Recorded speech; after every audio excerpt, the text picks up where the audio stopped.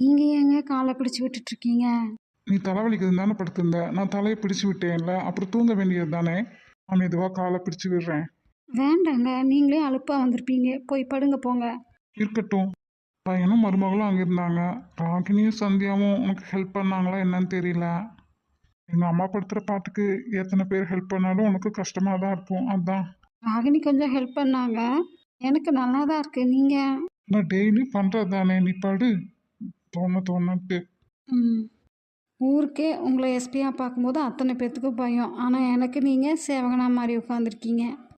ம் அதெல்லாம் யூனிஃபார்ம் போட்டால் வீட்டுக்கு வெளியே, வீட்டுக்குள்ளே ஒரு அப்பாவா, ஒரு ஹஸ்பண்டா, ஒரு மகனா என்ன செய்யணுமோ அதை செஞ்சு தான் ஆகணும். அதுக்குன்னு இப்படியா?